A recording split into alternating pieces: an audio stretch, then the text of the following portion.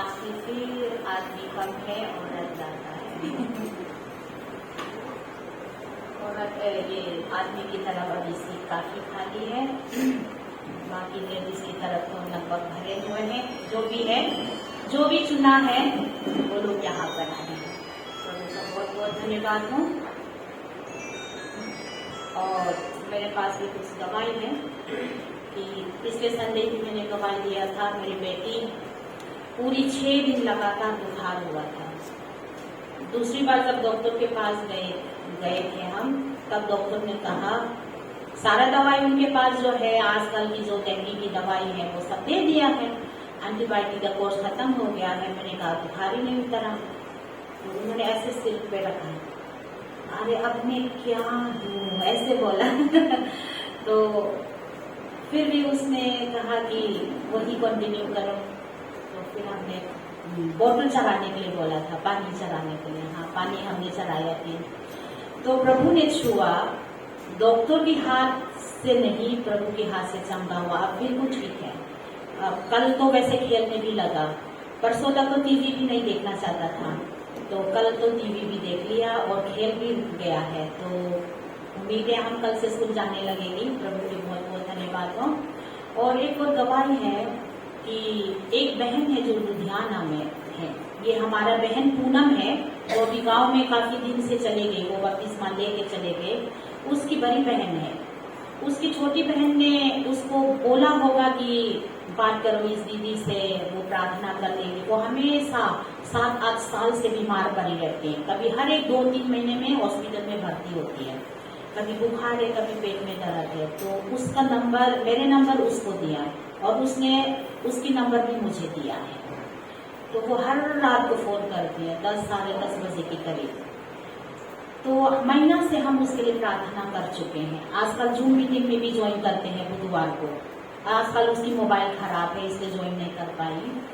तो उसने कहा कि दीदी अब मैं प्रभु पर विश्वास कर चुकी हूँ, मैंने अपने सारा मूर्तियां हटा के कोने पे रखा, मैं इसका क्या करूँ? तो मैंने कहा कुछ भी करो, फेंक दो या जला दो, जो भी करो। तो उसने हटा दिया। और इस बार कल परसों मैंने फोन किया, उसकी फोन आया था, उसी का ही फोन आता है, मैं फोन नहीं करती हूँ उसको। मैंने कहा इस बार उपवास किया, करवा चौथ बनाया? मैंने कहा नहीं। फिर नवरात्रि किया? उसने कहा नहीं, मैंने नहीं किया और बेटी को भी करने नहीं दिया, इस घर में किसी ने भी नहीं किया। तो मैं मन से बहुत खुश हुई कि प्रभु ने उनको कैसे छुआ। और उनके गांव में एक चर्च है, तो उसमें जाने लगी, अब पूरी परिवार जाने लगे। और एक और बात, सुबह सुबह आज वो कभी भी सुबह फोन नहीं करती है, उसकी फोन खराब है तो कोई दूसरे नंबर पे फोन किया आज सुबह। तो मैं नंबर पहचान नहीं हूँ उसकी नंबर, फिर भी मैंने कहा अनजान है, सुबह सुबह फोन किया तो कोई जरूरत होगा, मैंने कॉल में किया तो उसके आदमी का नंबर था।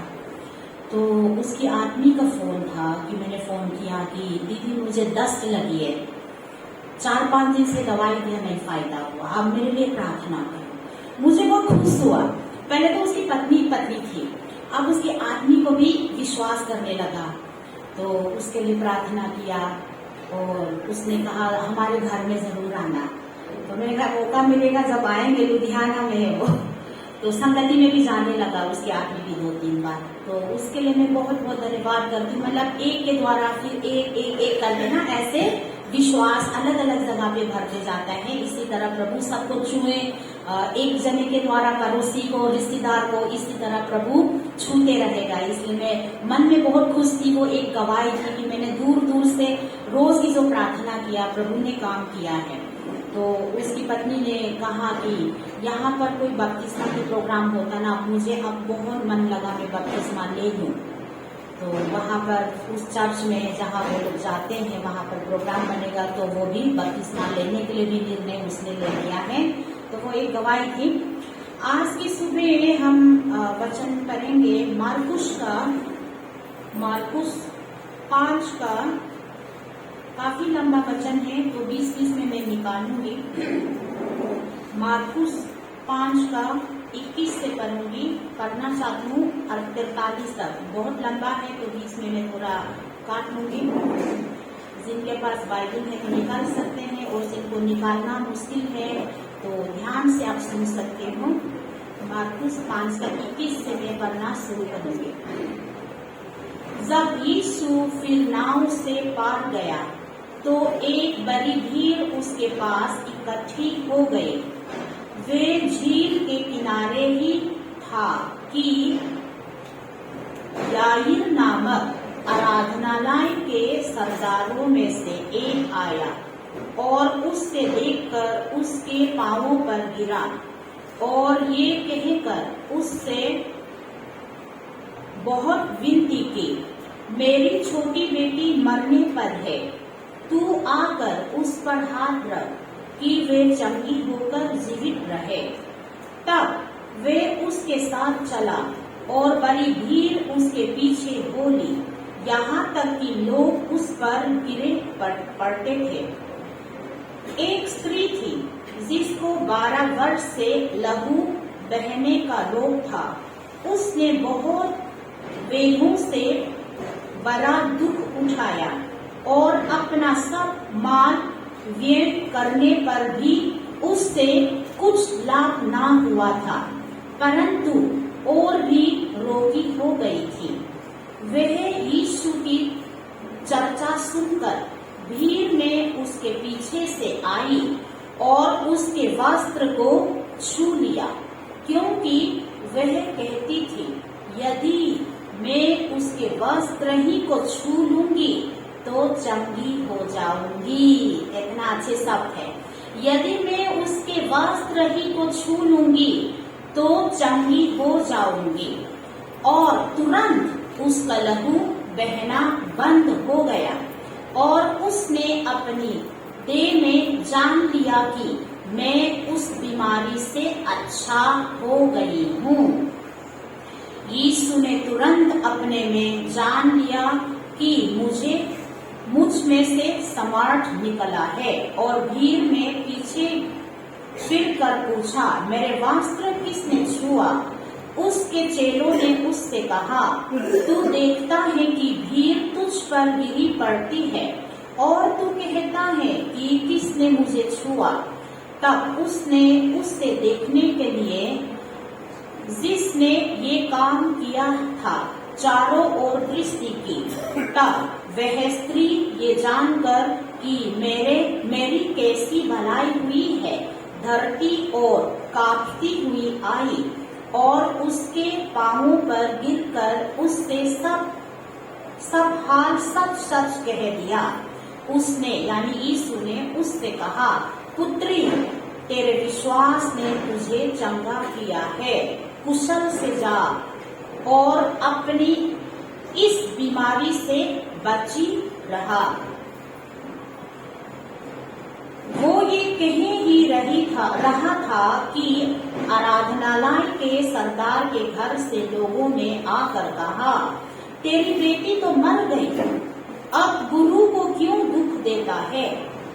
जो बात वे कह रहे थे उसको यीशु ने अनसुनी करके आराधनालय के सरदार से कहा, मत डर, केवल विश्वास रख। मत डर, केवल विश्वास रख। 41 में, उसी का 5 से 41 में पढ़ेंगे। और लड़की का हाथ पकड़कर उससे कहा, तलीथा कुमी, जिसका अर्थ है, हे लड़की, मैं तुझसे कहता हूँ, उठ। और लड़की तुरंत उठकर चलने फिरने लगी, क्योंकि वे 12 वर्ष की थी। इतना तक हम करेंगे। प्रभु वचन को हम सब आशीष दें। हम छोटी सी प्रार्थना करते हैं। Hallelujah, hallelujah. हमारे स्वर्ग पिता परमेश्वर, अनुग्रहकारी दयालु पिता, आपकी दया से, आपके अनुग्रह से आज हम जिए हैं। आपकी दया से आपने हमें एक दिन हमारे जीवन को भराया। धन्यवाद करती हूँ पिता, आपके अनुग्रह ही से मैं यहाँ पर प्रभु आपकी वेदी पर खड़ा किया है। मैं इस योग्य नहीं हूँ, मैं इस लायक नहीं हूँ, लेकिन प्रभु आपने अपना पुत्र यीशु मसीह के लहू के द्वारा मुझे साफ किया है। मेरा तमाम पापों को आपने क्षमा किया है, मुझे उद्धार दिया है, मुझे अनंत जीवन दिया है। आपने इस योग्य बनाया मुझे प्रभु आपकी दया और आपके अनुग्रह के लिए मैं आपकी धन्यवाद करती हूँ। अभी आपकी वचन हमने पढ़ा, पिता सरदार ने कहा कि प्रभु मेरे पुत्री मर चुकी है, लेकिन आप उसको छूओगे तो वो चंगी हो जाएगी। पिता आज हमारे विनती है, इतना भी आपका कलश यहाँ पर उपस्थित है, प्रभु मैं विश्वास करती हूँ आप एक बार सबको छूओगे तो सब चंगा हो जाएगा। जो आत्मा में, जो शरीर में, जो बीमार है, जो मरे हुए हैं, अलग अलग परेशानी है, प्रभु यीशु आप एक बार छूओगे तो सब चंगा हो जाएगा। पवित्र आत्मा हम आपसे विनती करते हैं, हमको छू, हमारे रूह को छू, हमारा देह को छू, हमारे हृदय को छू, हमारे मन को छू, तब हम अपने पापों से शुद्ध हो जाएगा, अपने बुराई कामों से छूट हो जाएगा, हमारे हर एक अधर्म कामों से छूट हो जाएंगे, मृत्यु से हम जीवन पाएंगे। प्रभु हम पुकारते हैं आपको, पवित्र आत्मा हम आपको पुकारते हैं, हम सबको छू, आप एक बार फिर छू प्रभु। पवित्र आत्मा परमेश्वर इस वचन के एक शब्द के द्वारा भी हो प्रभु, हमें छू, हमारे दिल को छू। पिता इस पूरी कलशी को बदलेगा, इस पूरी कलशी में जागृति आएगा, पवित्र आत्मा की अभिषेक आएगा, छू हमें छू पिता, ये हमारे विनती है। धन्यवाद पिता, आपके वचन जीवित है, हम सबका जीवन में जीवित कीजिए। धन्यवाद पिता, अभी जो भी वचन हम बोलेंगे पवित्र आत्मा परमेश्वर मेरी मर्जी ना हो, आपकी मर्जी हो। धन्यवाद के साथ प्रार्थना मेरे उद्धारकर्ता यीशु मसीह के नाम से मांगती हूँ, आमीन। बहुत लंबा वचन हमने पढ़ा था, तो इस वचन से अभी हम देख सकते हैं कि यीशु मसीह के पास एक सरदार यानी आराधनालय की सरदार अगुए, मतलब उस सोसाइटी में, उस माहौल में वो एक बड़ा आदमी है, क्योंकि सरदार और आराधनालय की अगुए हैं, उसका नाम याईर नाम है। ये वचन सभी सुसमाचार में रिकॉर्ड है, मत्ती, मार्कुस, लूका, यूहन्ना में, लेकिन ये मत्ती में भी है। मत्ती में छोटा सा में लिखा है और मार्कुस ने बहुत मतलब कहानी को अच्छी तरह से पस करके रखा है, इसलिए मैंने मार्कुस की किताब में से पढ़ा। तो ये सरदार यीशु के पास आया कि प्रभु मेरा बेटी बहुत बीमार है, वो मरने पर है, मतलब मरने वाली है, इतना तेज बीमार है वो मरने वाली है, लेकिन आप उसको आओगे और उस पर हाथ लगाओगे वो चंगी हो जाएगी, मरने से बच जाएगी। एक विश्वास, वो विश्वास प्रभु हमें दिलाए, वो मैं बहुत अच्छा लगता है इस वचन को पढ़ के। वो विश्वास आपके दिल में प्रभु उत्पन्न करे, इस विश्वास मेरे दिल में, पूरी कलश के दिल में ये विश्वास उत्पन्न हो, क्योंकि विश्वास भी प्रभु का दान है। विश्वास अपने आप से नहीं हो सकता, विश्वास अपने आप से भी नहीं आता है, विश्वास एक वरदान है प्रभु की ओर से। वो वरदान हम सब में मिले पवित्र आत्मा के द्वारा। और यीशु मसीह तुरंत अपना चेलों के साथ उठकर चले गए, और वो बहुत बड़ा इंसान है। यहाँ पर खास लिखा है सिनागोग, वहां पे वो सिनागोग का मतलब उसकी आराधना, कलश्य, जैसे अभी हम बहुत बड़े बड़े कलश्य होते, कलश्यों की हो सकता चेयरमैन, अगुए, वो बहुत बड़ा है। यीशु उस पर ध्यान रखता है, उसकी बातों पर बहुत गुंजाइश है ना, क्योंकि वो बड़े आदमी है, उस सोसाइटी में उसका इमेज है, उसका नाम है, तो यीशु मसीह उसकी बात पर बहुत ध्यान दिया, ये गुंजाइश है। और यीशु मसीह निकल कर अपना चेलों के साथ, रास्ता में फिर क्या हुआ, एक औरत, उसके बीमारी क्या है, 12 वर्ष से लहू बह रहे हैं, उसका रोगी है, बीमारी है। अब सारी महिलाएं बहुत है, आज कोई बच्चे भी नहीं है, 12 साल खून बहना कितना कठिन, कितना मुश्किल बात होगा, ये आपको मालूम होगा, है ना। और मैं ये सोचती हूँ ये वचन पढ़ते वक्त, 12 साल खून बहकर ये जिंदा कैसे है, ये मेरे मन में सबसे पहली बात आया। 12 साल खून बहने के बाद सभी महिलाओं को 10-15 दिन, 1 महीना भी खून बहता, खून की यूनिट 6-5-6 में गिर जाता है। शरीर, एक इंसान की शरीर में खून का यूनिट जो है 14.5, कम से कम 11.5 होना चाहिए, कम से कम 11.5 यूनिट होना चाहिए, और ज्यादा से ज्यादा 14.5 और 15 तक होना चाहिए। हमारे सर जी को उस पीछे हमारे बहन नेम्स जी की खून देना था, तो उसकी खून टेस्ट क्या पता कितना, लगभग 15 है, जरूरत से भी ज्यादा है। तो किसी किसी इंसान में 10.5, 11.5, जो 11.5 से जब कम होता है डॉक्टर कहता खून की कमी है, खून बढ़ाने के लिए कुछ खाओ, ये कहता है। तो महिलाओं के लिए जानकारी के लिए भी अच्छा है कि कम से कम एक इंसान की शरीर में 11.5 यूनिट खून होना चाहिए, है ना। तो उससे अगर कम है तो आपको खून बढ़ाने के लिए कुछ अनार, क्या क्या बोलते हैं ना, वो खाना जरूरी है।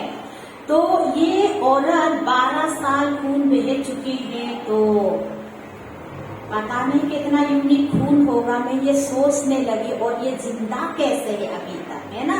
तो ये जिंदा है, जरूर प्रभु का योजना होगा, ये मैंने विचार किया है। बाइबल में तो नहीं लिखा, जरूर प्रभु का योजना होगा कि इसके द्वारा, ताकि हाँ हम भी इसके वजह से हम बाइबल पढ़ पाए और हमारा विश्वास को इसी के द्वारा, इस वचन के द्वारा हमारा एक विश्वास में उत्साहित दिलाए, उत्साहित मिला कि मनुष्य के लिए जो असंभव है प्रभु के लिए संभव है। मनुष्य के लिए 12 साल एक औरत खून बहने के बाद, क्योंकि ये औरत जो है जब लगातार जब खून बहता है तो इसका मतलब उसकी बच्चे धाना में कोई न कोई घात है, वो कैंसर की बीमारी है। कैंसर की बीमारी है, ये मतलब उसके एक सिम्टम है। औरत को जब खून बहता है लगातार, जब खून नहीं रुकता है 1 महीना 2 महीना, इसका मतलब उसकी बच्चेदानों में कोई घात है और वो कैंसर की बीमारी है। जरूर मतलब 100 में से 90 तो यही होता है। तो लेकिन ये औरत अभी तक जिंदा है क्योंकि प्रभु की महिमा जो होना है। आज हमारे लिए भी इस वचन के द्वारा कुछ उत्साहित मिले, आज हम प्रभु पर एक विश्वास दिलाए। फिर इस स्त्री ने यीशु मसीह के बारे चर्चा को सुना है। यीशु मसीह इतना भीड़ है आगे पीछे, तो कोई तो उसके ऊपर गिर भी पड़ा, तो उसने चुप से जाकर, क्योंकि ये लेविटिकस की किताब में पुराने नियम में हम देखेंगे तो जब औरत जो है उसकी खून बहता है वो अपवित्र ठहराता है, वो ना मंदिर जा सकती है, वो गिरजा घर ना जा सकती है, तो वो अपवित्र है। जब तक उसकी खून बहना वो शुद्ध नहीं है, अशुद्ध है, इसलिए वो लोगों के बीच में भी नहीं रह सकता है। वो आराधनालय में भी वो बैठना उसके लिए मना है, वो अलग से रखता है। तो इसका मतलब ये 12 वर्ष की जो खून बहती है, ये रोगी है, इसका मतलब ये जरूर अपने घर से भी दूर होगा, सोसाइटी से भी दूर होगा। अगर ये शादी नहीं हुआ है तो इसका शादी नहीं होगी, अगर शादी हुआ हो तो अपना आदमी से भी अलग हो गया होगा, है ना। थोड़ा हम विचार करते इसके जीवन में कितना दुख होगा। और यहाँ बाइबल में लिखा है उसने 12 साल में उसने अपने सारा संपत्ति भी उसकी इलाज के लिए खर्च हो चुका है, और चंगी होने के बजाय वो और ज्यादा बीमार होते गई, है ना। तो इसका मतलब है इस औरत के पास मनुष्य के लिए तो एक भी आशा नहीं है, वो मरे हुए की तरह हो गया है, उसके पास कोई आशा नहीं रहा। डॉक्टरों के पास, हर एक डॉक्टर के पास जा चुके हैं, उस समय की इलाज कर चुके हैं, अपने पूरी संपत्ति भी खर्च हो चुका है। अगर शादीशुदा होता जरूर पति ने भी उसको छोड़ दिया, लिखा नहीं है, हम थोड़ा विचार करते। शादीशुदा नहीं है तो कोई भी शादी नहीं करेगा। तो इस स्त्री ने यीशु मसीह के पीछे छुप छुप के उसकी वस्त्र को छुआ, वो भी पीछे से। तो उसकी मन में क्या सोची, यदि मैं उसकी वस्त्र ही को छू लूंगी तो चंगी हो जाऊंगी। इतना अच्छा लगा मुझे, इतना विश्वास प्रभु ने उसकी मन में जो विश्वास डाला, मैं उसकी वस्त्र को भी छूंगी तो मैं चंगी हो जाऊंगी। और छुआ, और छूते ही यीशु को भी महसूस हुआ उनकी शरीर से समर्थ निकली है। और वचन में क्या लिखा है, उस औरत को महसूस करने लगा कि उसकी अंदर से उसकी बीमारी से चंगी हुई है, चंगाई प्राप्त हुआ है। जो यीशु मसीह उसका दिल को छूता है, जो यीशु मसीह उनके हृदय को छूता है, उनके शरीर को छूता है, उनके जीवन को छूता है, वो व्यक्ति महसूस होता है कि वो अंदर से चंगाई है। मैं सिर्फ शरीर की बात नहीं कर रही, मैं सिर्फ शरीर की बात नहीं कर रही, अंदर से महसूस होती कि वो चंगी हो चुकी है। सकल रूप नहीं बदला, सकल वही की वही, गोरी है तो गोरी, काली है तो वही काली, और पतली है तो वही पतली, मोटी है मोटा है तो वही शरीर नहीं बदला, लेकिन अंदर से बदलाव होता है। जो यीशु मसीह उसका जीवन को छूता है, उसके अंदर से बदलाव होता है।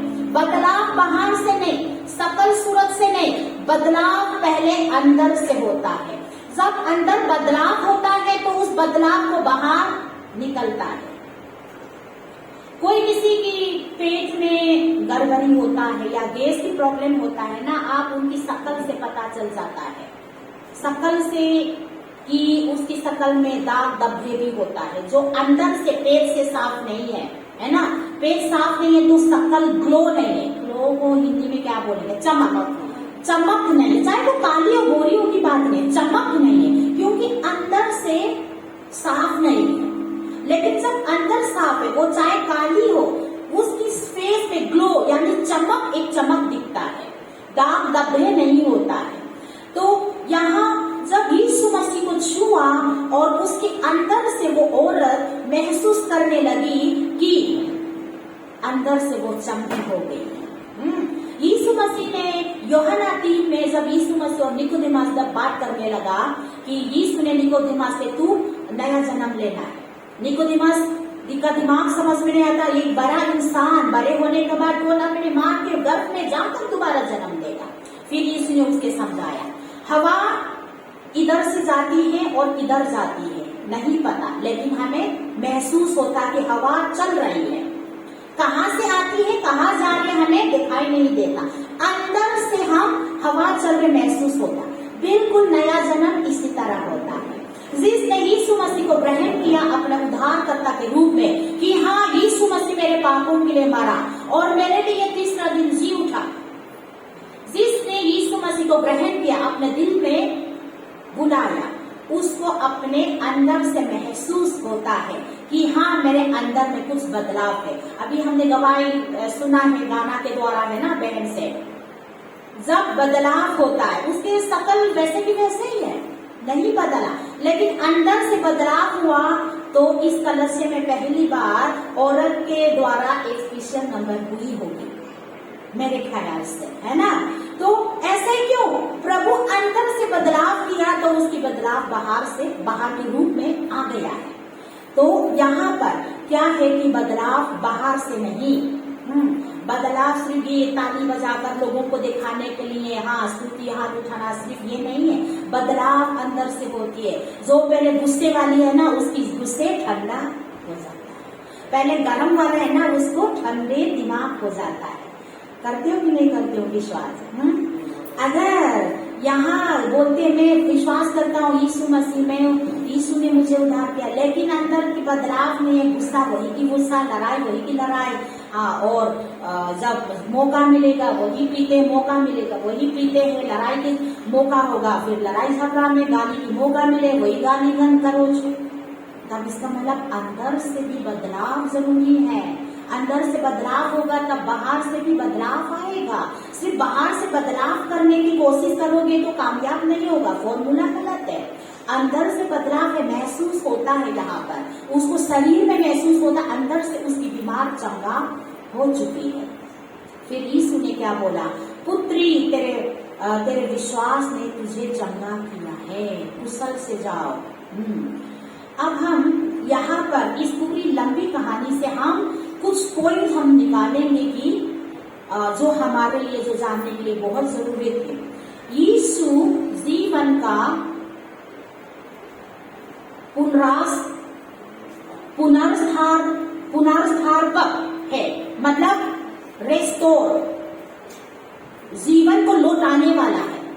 यीशु मसीह जीवन को लौटाने वाला परमेश्वर है। कहने का मतलब मृत्युओं को जीवन देने वाला परमेश्वर है। सिर्फ शारीरिक की चंगाई नहीं, मृत्युओं को जीवन देने वाला, खोए हुए चीज को दोबारा रेस्टोर, वापस दिलाने वाला परमेश्वर है। यहाँ पर क्या हम देखता है?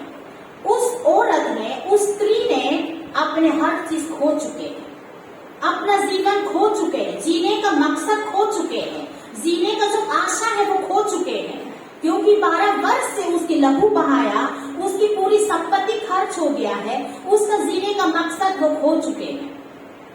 लेकिन यीशु ने उसको वापस दिलाया, यीशु ने उसको वापस दिलाया। यीशु मसीह जीवन को वापस दिलाने वाला, मृत्यु को जीवन देने वाला, जो खो चुके हैं उसको वापस दिलाने वाला परमेश्वर है। मेरे भाई मेरे बहनों, आज आपके जीवन में बहुत कुछ हो सकता खो चुके हैं, आपकी उम्मीद खो चुके हैं, आपने बहुत सालों से इलाज करवाया आपका बीमार के लिए, या तो अपने दुख के लिए, अपने बच्चों के लिए आपका क्या है उम्मीद खो चुके होंगे, अपने पति के लिए आपका उम्मीद खो चुके होंगे, अपने पत्नी के लिए आपकी उम्मीद खो चुके होंगे कि ये मेरा पति तो बिल्कुल विश्वास में नहीं आने वाला, मेरा बच्चे बिल्कुल नहीं सुधारने वाला, मेरे बीमार कभी ठीक नहीं होने वाला, इतना साल से ठीक नहीं हुआ। लेकिन हमारा परमेश्वर उस खोए हुए चीज को दोबारा वापस लौटाने वाला परमेश्वर है। आमीन। हमारे परमेश्वर यीशु मसीह जो मृत्यु हो चुका है उसको दोबारा जीवन देने वाला परमेश्वर है। वही परमेश्वर आज कल और युग ने युग तक नहीं बदलेगा। आज भी वही परमेश्वर एक सा है। आपका जीवन में हो सकता है बहुत चीज खो चुका है, हो सकता है आपका बिजनेस डूब चुका है, जो भी काम करते हैं आपका बिजनेस डूब चुका है, हो सकता है अपने पढ़ाई में अरे एक बार फेल हुआ, 2 साल फेल हुआ, मैं कभी पास नहीं हो पाऊंगा। लेकिन यीशु मसीह आज कह रहा है दोबारा जो फेल को पास में बदलवाएगा, जो बीमार चंगा नहीं हो सकता वो चंगाई में बदलेगा, जो आपके बच्चे के लिए जो आपकी उम्मीद नहीं है, ये बच्चे कभी नहीं सुधरेगा, ये आदमी कभी नहीं सुधरेगा, ये केस कभी नहीं हटेगा, लेकिन यीशु मसीह उन सबको दोबारा वापस आशीष दिलाने वाला परमेश्वर है। और यहाँ पर हमने क्या देखा, पहला मनुष्य यानी आदम, पहला मनुष्य, सबसे पहला मनुष्य आदम ने परमेश्वर के आगे नहीं माना, उसके द्वारा, उस आदम के द्वारा, रोमियो में क्या लिखा है, एक मनुष्य के द्वारा जगत में पाप आया, पाप के द्वारा मृत्यु आई और सभी मनुष्य के जीवन में मृत्यु फैल गई है। इसलिए उस पाप की वजह से उस पहला मनुष्य आदम के द्वारा पूरे संसार में पाप फैल गए, पाप की वजह से परेशानी और मृत्यु सबके जीवन में फैल गई। ये बात सही है, लेकिन उसके बाद लेकिन है, हमारे लिए एक आशा है। लेकिन दूसरे आदम यानी यीशु मसीह, दूसरा मनुष्य यानी यीशु मसीह, जो परमेश्वर का एक लौता पुत्र, जो परमेश्वर होते हुए अपने आप को शून्य बनाकर इस दुनिया में जो वचन परमेश्वर जो है देह के रूप में देदारी हुआ है, देह के रूप में परमेश्वर निवास हुआ है। उस यीशु मसीह, उस दूसरा मनुष्य के द्वारा मृत्यु से फिर सबको जीवन दिलाया है, उस श्राप से आशीष दिलाया है, उस अंधकार से ज्योति दिलाया है। यीशु मसीह जो खो चुका है उसको वापस दिलाने वाला परमेश्वर। इसलिए मेरे भाई बहनों, आपकी उम्मीद हो सकता है आज खत्म हो गया है, इलाज कराया, हर एक डॉक्टर के पास जा चुके हैं, लेकिन ठीक नहीं हुआ, लेकिन प्रभु यीशु आज आपको ठीक करेगा, क्योंकि वो मृत्यु से जीवन देने वाला परमेश्वर है। जो जिसकी आशा नहीं है उस पर आशा देने वाला यीशु मसीह है। 12 वर्ष से उसकी आशा खत्म हो गया है, मनुष्य पर तो उसकी, संसार पे तो उसकी आशा खत्म हो गया है। उनका सिर्फ एक आशा बचा है, वो यीशु मसीह। उसका एक ही आशा बचा है, वो यीशु मसीह। एक में उसकी वस्त्र को भी छू लूंगी, मैं चंगी हो जाऊंगी। आप प्रभु यीशु आपका दिल को एक बार छुएगा ना, चंगा हो जाएगा। और फिर क्या हुआ, जो यीशु के पास आया, यहाँ पर यीशु ने क्या बोला, कुशल से जा और अपनी इस बीमारी से बची रहे। हमारे भाषा में तो तुम हमेशा के लिए चंगा हो चुका है, ऐसा लिखा है। वो शब्द अच्छा है, हिंदी में ऐसा शब्द नहीं लिखा है कि हर बार में बाइबल को इंग्लिश, हिंदी, हमारे भाषा तीन में जब हम पढ़ते हैं, सबसे अच्छा शब्द को मैं निकाल के ऐसे रख लेती हूँ। हमारे भाषा में तुम कुशल से जाओ, तुम इस बीमारी से हमेशा के लिए चंगा हो चुके हैं। सिर्फ इस दुनिया के लिए नहीं, हमेशा के लिए चंगा हो चुका है। जो यीशु मसीह उसका जीवन में प्रवेश करता है, जो यीशु मसीह जो उसको छूता है, वो क्या है? केवल शरीर की चंगाई नहीं, केवल इस दुनिया के लिए नहीं, बल्कि अनंत जीवन, हमेशा के लिए जीवन मिला है हमें। सिर्फ इस संसार के लिए नहीं, हमेशा के लिए जीवन मिला है। तभी तो पतरस में, पहला पतरस 1 का में लिखा है, हमारे प्रभु यीशु मसीह का मरने के बाद जी उठने के द्वारा हमें जीवित आशा दिलाया। जीवित आशा का मतलब कि सिर्फ इस दुनिया में नहीं, इस दुनिया के बाद तक की आशा दिलाया। और वचन में क्या लिखा? जिस व्यक्ति ने मसीह पर केवल इस जीवन के लिए अगर भरोसा किया है तो सब मनुष्य में से वो अभागे है, बेचारा है, क्योंकि यीशु मसीह आपको केवल इस संसार तक के लिए चंगाई नहीं देगा, हमेशा के लिए चंगाई, आत्मा में भी चंगाई और इस शरीर में भी चंगाई। शरीर का चंगाई तो बख्शिश है ना, बाय 2 get 1 फ्री वाला है। आजकल बहुत ज्यादा वो निकल रहा है ना दिवाली की डिस्काउंट, बाय 2 get 1 फ्री। अगर एक जगह पे तो पता क्या बोला, बाय 1 get 5 ऐसे भी लिखा है। एक खरीदो और 5 मिलेगा, 4 फ्री। तब उसको देख के सब भीड़ लग जाता है, लेकिन कंपनी वाला 500 की प्राइस को 1 में जोड़ देता है, किसी को भी नहीं पता है ना।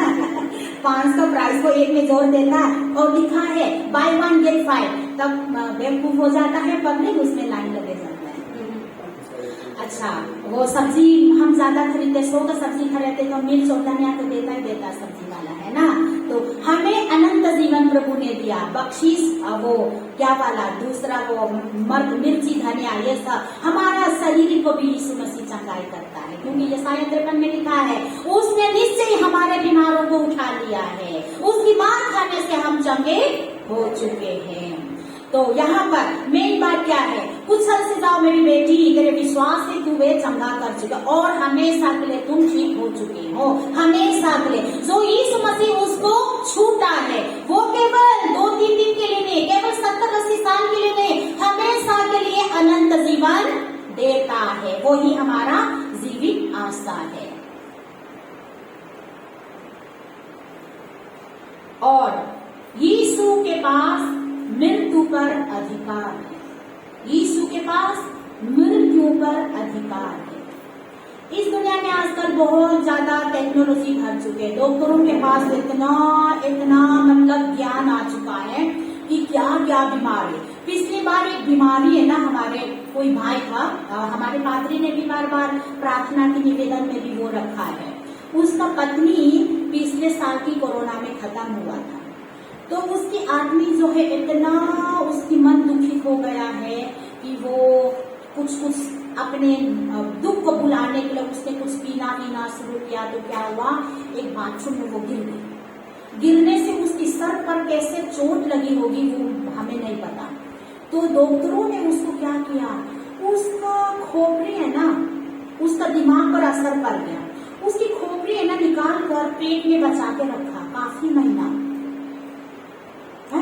इतना अजीब सा लगा, मैं सोचते नहीं कि ऐसे कैसे होगा, क्योंकि जब तक उसकी ब्रेन को, उसकी दिमाग को, उसकी हालत जब ठीक होगा, वो खोपड़ी को दोबारा सर पर लगाना है, लेकिन वैसे बाहर रखेगा तो खोपड़ी सूख जाएगा, इसलिए हमेशा उसमें जान होने के लिए उसकी पेट में काट के पेट के अंदर रखा है कुछ महीना।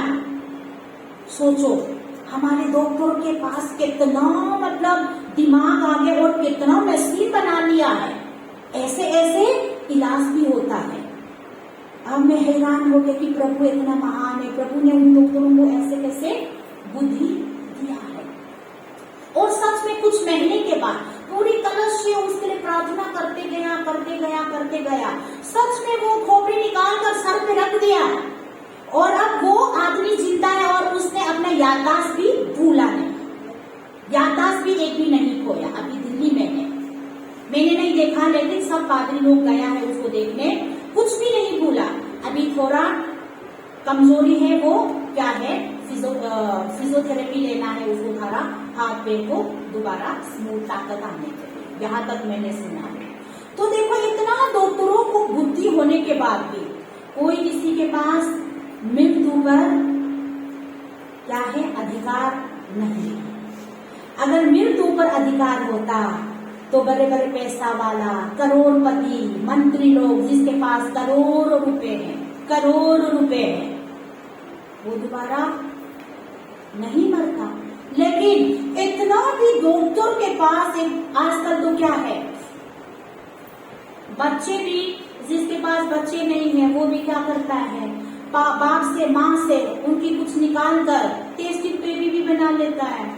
हाँ, टेस्ट ट्यूब से उसकी निकाल कर और औरत में इंजेक्शन करके, जो इलाज में लाखों की खर्चा है, जिनके पास पैसा वही कर सकता है, करके बना लेता है ना। कोई तो जिसकी आदमी में कोई भी मतलब बीज नहीं है, वो क्या करता है, कोई बीज डोनेट वाला भी होता है। कोई औरत अंधा अपना एक डोनेट करने वाला भी एक बिजनेस हो चुका है। ये भी आपने कभी सुना? मैंने सुना, मैं हैरान हो गया। बहुत लेडीज ना अपना एक को डोनेट में बेचता है, हॉस्पिटलों में बेचता है, क्योंकि कोई औरत के पास एक नहीं बनता, अंधा नहीं बनता है, तो अपने अंधा को बेचता है, ताकि जो जिनके पास बच्चे नहीं है उसको आदमी से बीज और लेकर उस अंधा को औरत में इंजेक्शन करके उसके अंदर बच्चे कर सकता। लेकिन उसको कुछ तो इस्तेमाल किया, कोई कहीं से निकाल कर किया, लेकिन कुछ तो इस्तेमाल किया। जीवन वो अपने आप नहीं बना सकता। इतना भी डॉक्टर, विज्ञान, इतना भी टेक्नोलॉजी इतना अच्छा हो गया फिर भी नहीं कर पाता। लेकिन यीशु मसीह के पास मृत्यु पर अधिकार है। यहाँ पर दोनों मृत्यु, आत्मिक का मृत्यु और शारीरिक का मृत्यु पर अधिकार है। आत्मिक का मृत्यु क्या है? परमेश्वर से अलग होना। जो आदम से, परमेश्वर से हम अलग हो चुके हैं, लेकिन उस मृत्यु को यीशु मसीह ने हमको दोबारा जीवन दिया है। और मरे हुए शरीर पर क्या है, यीशु मसीह ने क्या कहा कि सरदार से मत डर, केवल विश्वास करो। मत्ती में तो ऐसा लिखा है, सरदार आकर यीशु से कहा, गुरु प्रभु मेरे बेटी मर चुकी है, लेकिन आप आके उसको हाथ रखोगे फिर चंगे हो जा, वो जीवित हो जाएगा। आत्मिक में जीवन पाने के लिए और शारीरिक में जीवन पाने के लिए सिर्फ हमें एक दवाई चाहिए, यीशु मसीह। एक तरफ से हम कहेंगे यीशु मसीह हर एक बीमारी का दवाई है, हर एक बीमारी का दवाई है। आत्मिक का बीमारी, मानसिक जैसे दिमाग का बीमारी, दिल की बीमारी, शरीर की बीमारी, आत्मिक का बीमारी कोई ठीक नहीं कर सकता, लेकिन यीशु मसीह हर बीमारों का दवाई है। ये जो एलोवेरा है ना, ये इधर ये एक पौधे, ये एलोवेरा जो है ना, लोग कहते थे कि ये हर बीमारी की दवाई है। जो गैस की प्रॉब्लम है इसका छिलका निकालकर खा लेता है, और जो जिसकी बाल झड़ता है या कुछ होता है उसको भी छिलके निकालकर लगा लेते हैं।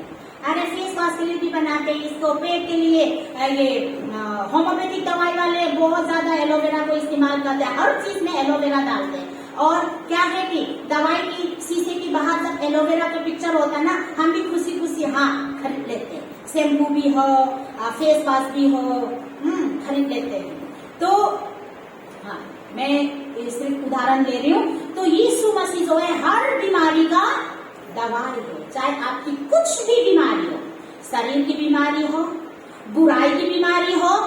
बुराई की बीमारी जानते हो ना, अपने अंदर की जो बुराई जो हमारे तरफ से जो छूट नहीं सकता। परिवार में, बच्चों के जीवन में कोई तो नशे की बीमारी, दारू नहीं छूट सकता, कोई नशे नहीं छूट सकता, कोई गाली नहीं छूट सकता, कोई लड़ाई झगड़ा नहीं छूट सकता। उसी बुराई में, कोई अंधकार में अलग अलग बुराई से जो बंद है, उन सब का भी बीमारी यीशु मसीह है। यीशु मसीह एक बार हमें छूता, हमारे जीवन की बुराई भी सब उखड़ जाएगा जड़ से। यीशु मसीह उसके लिए दवाई है। यहाँ पर यीशु मसीह मृत्यु पर अधिकार है। यहाँ पर क्या है, सरदार की बेटी मर चुकी है, वो भी 12 वर्ष की है, और यहाँ औरत भी 12 वर्ष से खून बहा है। ये दोनों को देखो, दोनों 12-12 लिखा है, इसका कोई मतलब नहीं, ये तो हमें भी नहीं पता है, दोनों 12-12 वर्ष लिखा है। तो तो 12 वर्ष की है। और उससे यीशु मसीह ने क्या कहा, हे लड़की मैं तुझसे कहता हूं उठ उठ। उसका जान दोबारा उसमें आ गया और लड़की तुरंत उठ गई। यीशु ने कहा इसको कुछ खाने के लिए दे। यीशु मसीह मृतों पर भी अधिकार है। एक तो हमारे आत्मा की मृत्यु जो परमेश्वर से अलग हो गया है, उसको भी यीशु मसीह ने दोबारा हमको परमेश्वर के साथ मिलाया है, जीवन दिया है। और शारीरिक में भी मृत्यु पर यीशु मसीह का अधिकार है। आत्मिक और शारीरिक में हर एक चीज के लिए यीशु मसीह एक दवाई है। इसलिए सिर्फ शारीरिक का नहीं, आत्मा का। देखो शारीरिक तो जब तक इस दुनिया में हम जिएंगे उसी के लिए। एक इंसान का जीवन 70, भजन संहिता में क्या लिखा है, उम्र 70 या 80 साल तक, वो भी परेशानी के साथ है। लेकिन हमें आशा जो यीशु मसीह ने जो हमें दिया वो क्या, हमेशा के लिए, अनंत काल तक के लिए। ये शरीर मरने के बाद हमारे आत्मा को हमेशा के लिए जीवन देता है। इसलिए आज प्रभु हमें छूना चाहता है। प्रभु को हम पुकारेंगे, प्रभु हमें छू, पवित्र आत्मा हमें छू, प्रभु हमें छू। पवित्र आत्मा पूरी कलश के सदस्य को एक बार छुएगा। इसमें हमारे हर चीज A to Z, हाँ A to Z का मेडिक्स कोर्स होता है ना, A to Z, यानी हर दवाई मिलता है, इसका मतलब वो है हर चीज दवाई मिलता है यहाँ पर। A to Z मेडिकोस ऐसे भी लिखता है। तो क्या है, हमारे हर चीज की बीमारी, अंदर की, बाहर की, मन की, दिल की, आत्मिक की, शारीरिक की, हर एक बीमारी हमेशा के लिए, एक बार के लिए नहीं, हमेशा के लिए यीशु मसीह छुटकारा देगा। वही यीशु मसीह आज हमारे बीच में है। यीशु मसीह आज हमारे बीच में है। हर चीज से प्रभु हमें मुक्ति देना चाहता है। हम अपने जीवन को प्रभु के हाथ में समर्पित करेंगे। जो हमारे पास जो उम्मीद खत्म हो चुका है, वो उम्मीद भी परमेश्वर यीशु मसीह दोबारा जिलाएगा। बेटा के लिए जो उम्मीद खत्म है, बीवी के लिए जो उम्मीद खत्म है, जो भी बीमार के लिए जो उम्मीद खत्म है, जो बच्चे पैदा होने के लिए जो उम्मीद खत्म है, वो भी यीशु मसीह आज सबकी उम्मीद को दोबारा जिंदा जिलाएगा। प्रभु वचन को लेकर हम सबको आशीष दे।